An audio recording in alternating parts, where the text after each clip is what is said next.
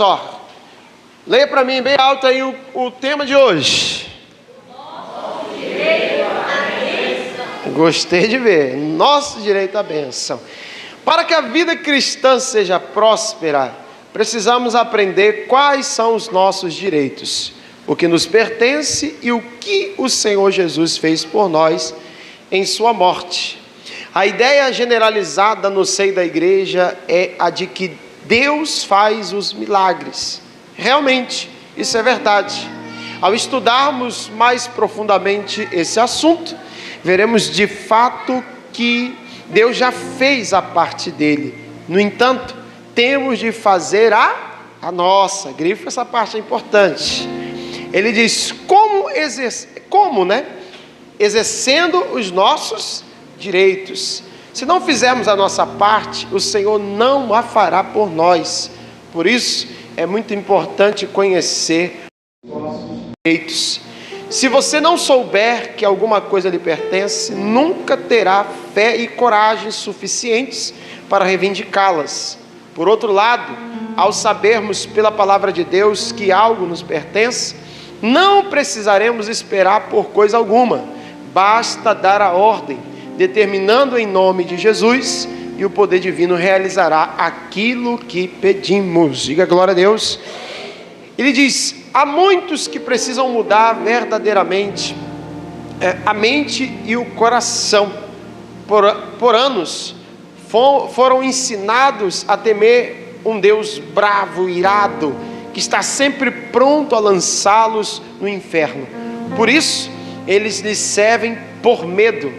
Contudo, essas pessoas precisam aprender como afirmam as Escrituras. O nosso Deus é amor, e Jesus, o nosso Senhor, é manso e humilde de coração, conforme declaram as Escrituras. Tomai sobre vós o meu jugo, e aprendei de mim, que sou manso e humilde de coração, e encontrareis descanso para a vossa alma. Mateus 11, 29. As pessoas precisam aprender também que usar na oração a famosa expressão, se for a tua vontade, é simplesmente demonstrar ignorância completa sobre a palavra de Deus. Sobre o que a palavra de Deus diz em relação à bênção que está sendo pedida. Diga graças a Deus, amém? Irmãos, eu fiz questão de ler aqui completa essa introdução para ressaltar algumas coisas com vocês que são importantes. Preste bem atenção. Primeira coisa que eu quero ressaltar daquilo que a gente leu, irmão, nós temos que aprender a exigir o nosso direito em Cristo Jesus. Entenda que o único interessado que você viva uma vida de sofrimento, que você viva uma vida de miséria, que você vive uma vida de dor, é Satanás. Deus nunca fez o homem para esse propósito. Tanto que quando Deus cria Adão e Eva, Ele joga eles dentro de um chiqueiro, amém, gente? Foi isso? Onde Deus colocou Adão e Eva? Colocou num paraíso. Eles eram perfeitos, não tinham falta de nada. A serpente mentirosa, enganadora, fala lá com eles, dizendo assim, se vocês comerem do fruto, ou seja, desobedecerem, vocês serão como Deus, né? Na verdade, eles já eram como Deus, eles não precisavam desobedecer para ser como Deus. Quem está entendendo, gente?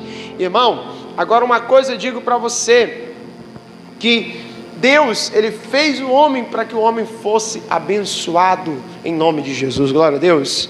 Essa imagem de Deus irado, Deus severo, Deus que castiga as pessoas, é a imagem, exatamente a imagem que Satanás quer que você tenha.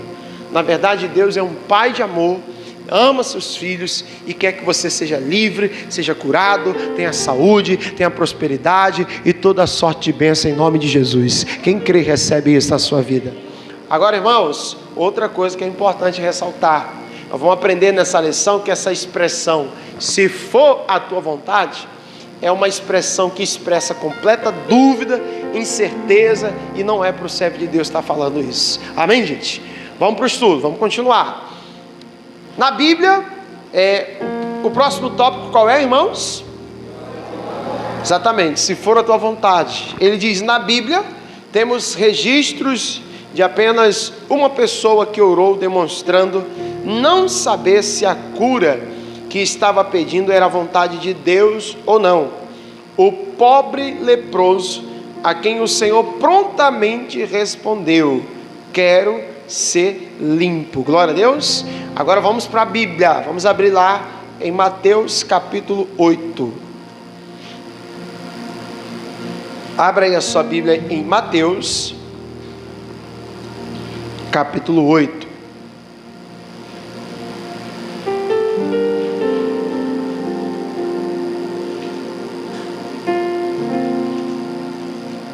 Quem encontrou, diga amém.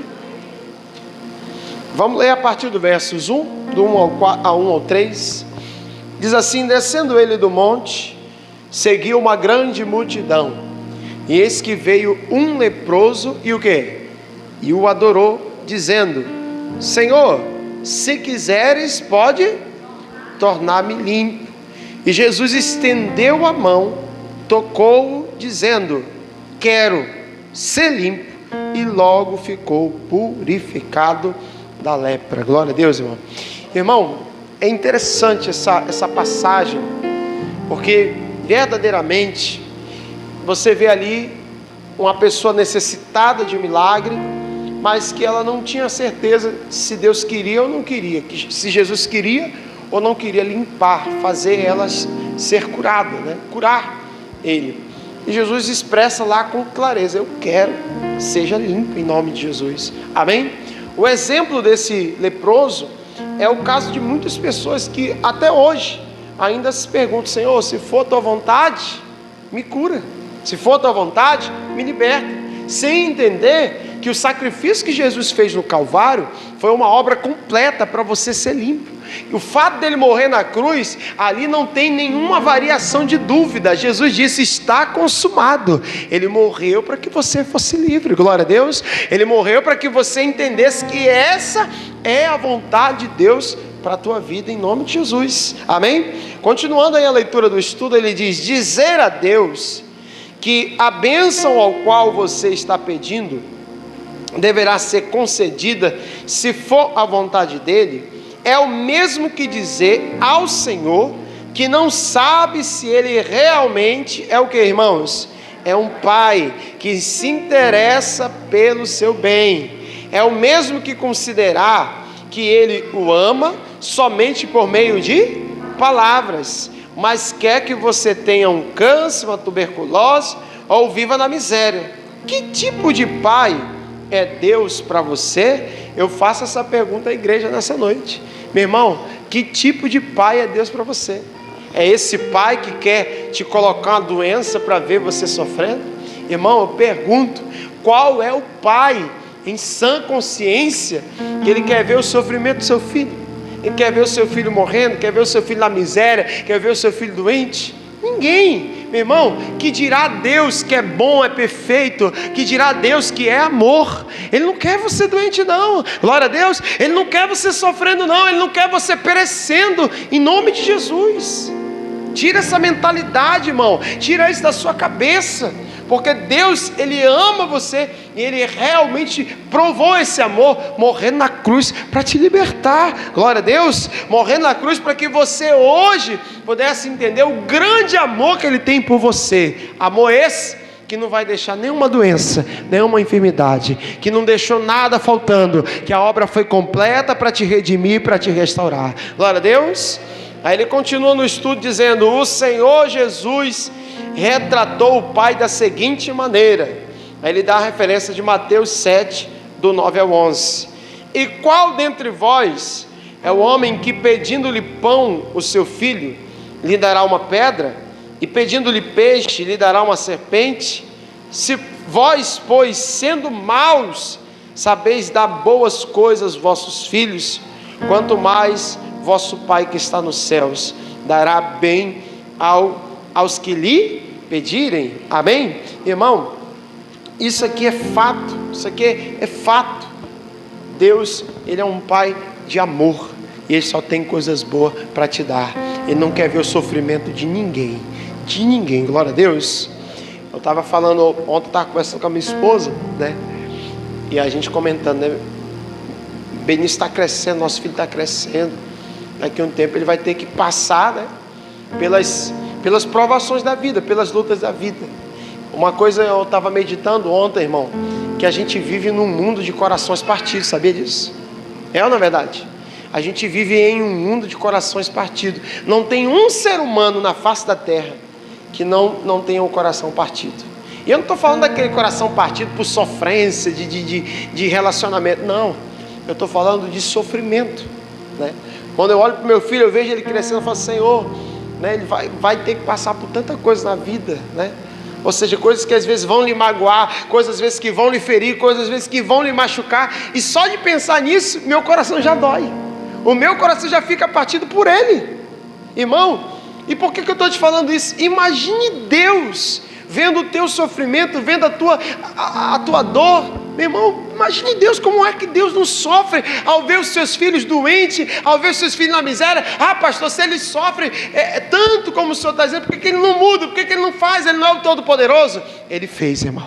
Ele enviou Jesus. É só você crer, tomar posse da bênção e ser livre em nome de Jesus. Glória a Deus. Ele fez em nome de Jesus.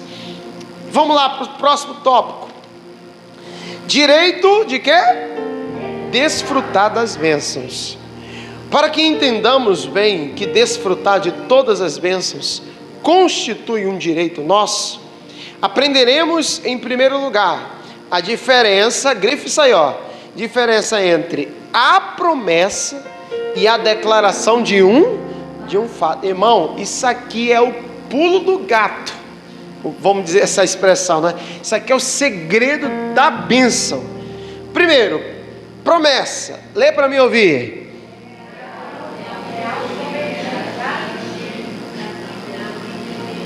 Continua. Na Bíblia temos numerosas promessas que o Senhor Deus fez para nós, as quais algum dia Ele cumprirá-las. Exemplo, a segunda vinda de Jesus. Irmão, as promessas são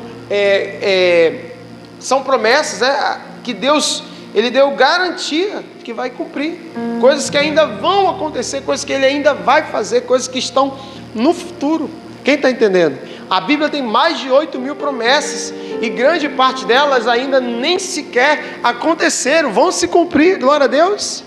Agora, qual é a grande diferença, né? Promessa e o segundo, declaração de um fato. Aí ele diz, é algo que Deus declara que Ele já, olha aqui para mim, ó, a declaração de um fato é a promessa já cumprida. Diga isso, a declaração de um fato é a promessa já cumprida.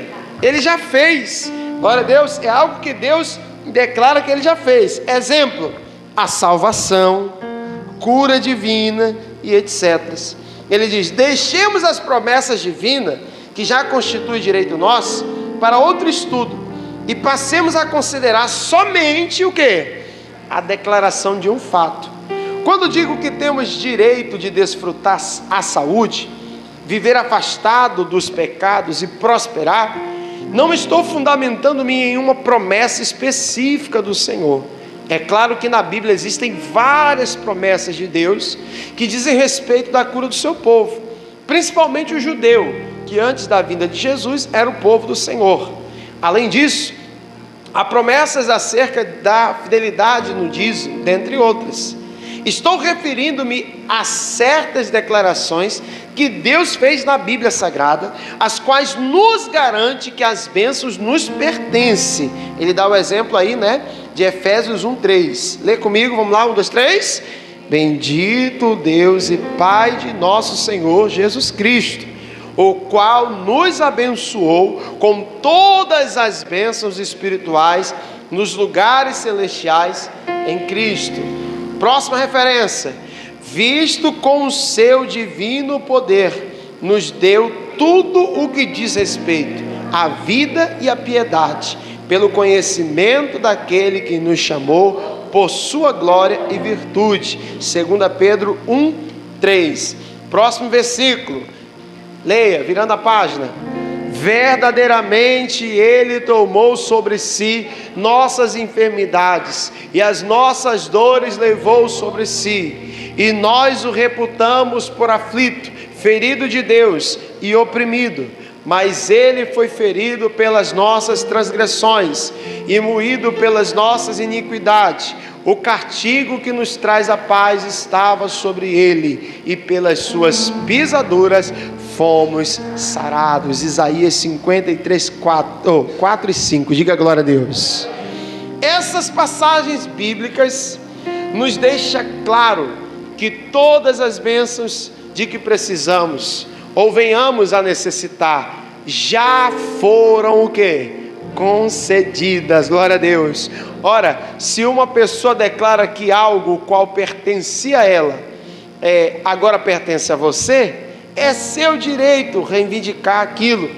É exatamente assim que as bênçãos do Altíssimo, sejam elas cura, o perdão, a prosperidade, dentre outras, devem ser recebidas, pois todas nos foram dadas. Aleluia. Em relação à cura, vamos observar a declaração do Senhor, feita por intermédio do profeta Isaías: pelas suas pisaduras fomos sarados. Presta atenção nisso aqui, ó. Na mente de Deus, nós já fomos. Como é que funciona, irmão? Na mente de Deus, nós já fomos curados.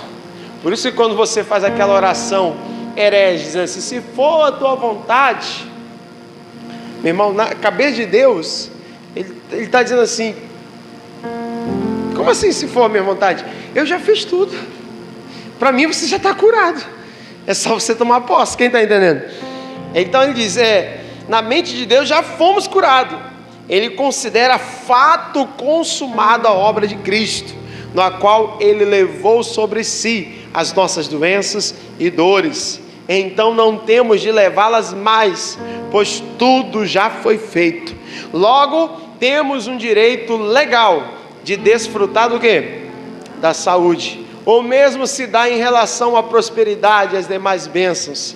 Diz a palavra que Jesus se tornou maldição em nosso lugar, para que tivéssemos acesso às bênçãos de Abraão. Leiam aí em Gálatas 3, do versículo 13 ao 14. Vamos lá.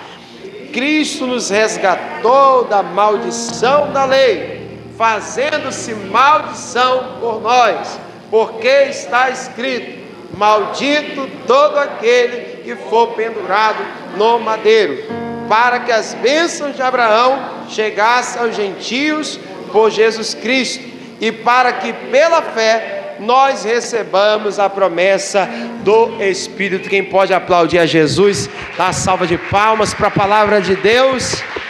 Aleluia. Glória a Deus. Irmão, você tem direito à bênção. São promessas que já se cumpriram. Jesus já morreu, já levou a dor, o sofrimento, a maldição.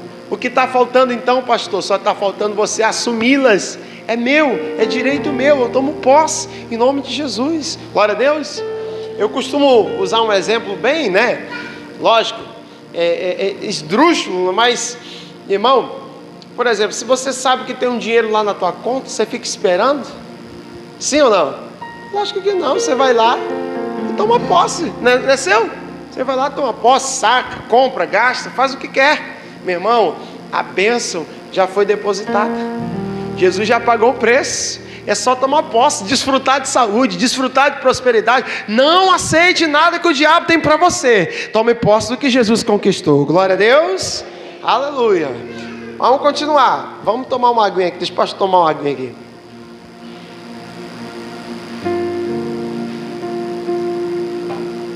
Continuando, vamos lá. Como exercer esse direito? Todo e qualquer direito não reclamado. Como é, gente? O que eu falo aqui na igreja? Sempre eu estou falando isso, né? Direito não reclamado é direito inexistente. Se você tem um direito, mas você não busca, você não vai atrás, você perde. É ou não é? Na vida é assim. E no mundo espiritual é do mesmo jeito.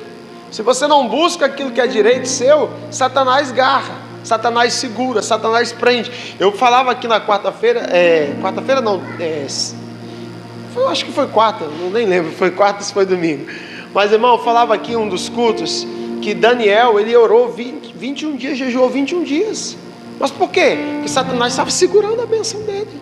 Naquela época, era sim necessário você jejuar, orar muito mais, porque Jesus ainda não tinha morrido. Hoje não, Jesus já venceu o principado, a mortandade e toda a horta espiritual. Usa o nome de Jesus, a bênção vai chegar. Glória a Deus. Vamos continuar a leitura. Como exercer esse direito? Pastor, como é que eu faço? Está aqui, ó. Todo e qualquer direito não reclamado é direito inexistente. Já lemos.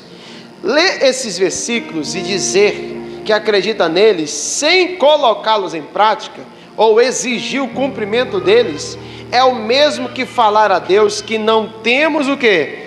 Fé nele. Exercer o direito é tomar uma...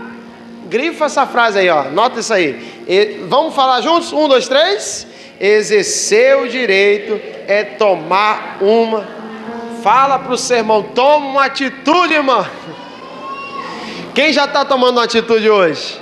Você está tomando atitude, meu querido. Você veio para a casa do Senhor, glória a Deus. Nós vamos orar, daqui a pouco o fogo vai descer, o capeta vai correr, em nome de Jesus. Ele diz assim: exercer o direito é tomar uma atitude. Se Deus assim se expressa, declarando que já fomos sarados pelas feridas de Jesus, isso é verdade e deve acontecer em nossas vidas. Aleluia. Exercer o direito é dizer ao diabo que já sabemos que terminou o cativeiro dele em nosso viver, e a partir de agora não mais permitiremos que ele nos ataque e nos destrua.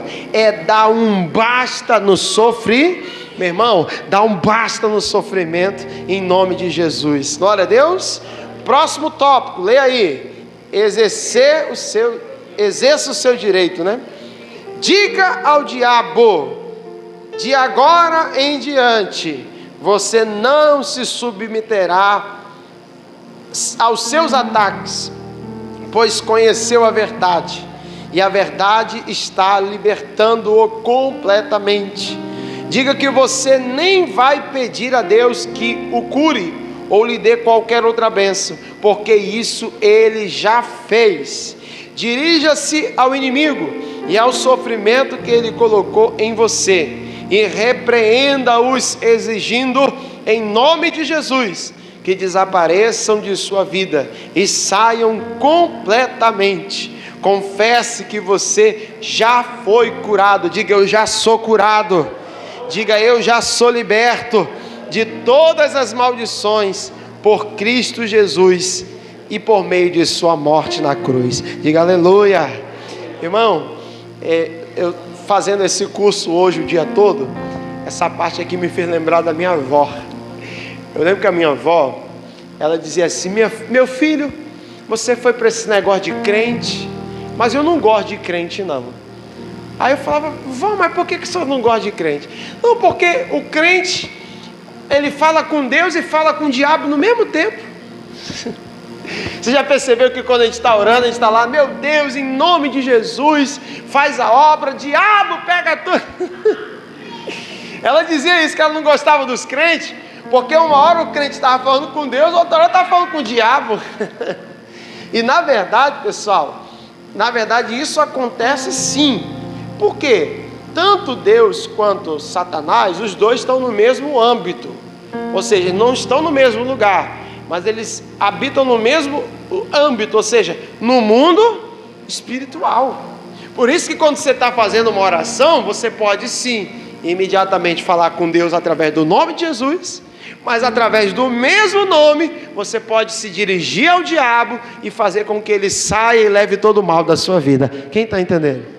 Eu lembro que quando eu expliquei isso para minha avó, ela parou. Ela falou: então entendi, meu filho, por que os crentes eles falam com Deus e falam com o diabo ao mesmo tempo. Mas você não precisa ter medo, você tem a autoridade dada por Jesus. O diabo tem que correr. Glória a Deus, em nome de Jesus. Vamos para o último tópico. Orar chega a ser o quê? desnecessário. Agora começou a heresia. O pastor vai dizer que não precisa mais orar. Meu irmão, para ser curado, não, é só usar o nome de Jesus, amém? Para sermos curados, não precisamos orar, jejuar, nem ficar pedindo a todo mundo que ore por nós.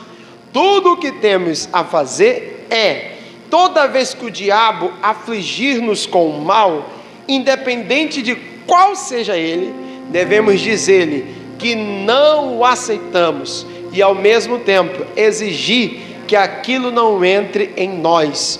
O Espírito Santo lhe diz: resistir ao diabo, fugirá de nós. Exercer o direito é assumir o que a palavra de Deus declara, aquilo que Jesus realizou por nós.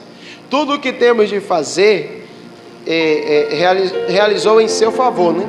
As Escrituras afirmam que Cristo sofreu no próprio corpo as nossas doenças e enfermidades. Então recuse terminantemente a carregar o que o Salvador já carregou em seu lugar. E é isso que tem muita gente que não entende, irmão. Enquanto você está sofrendo, você está carregando de novo toda a cruz, todo o sofrimento, e Jesus já pagou o preço por você.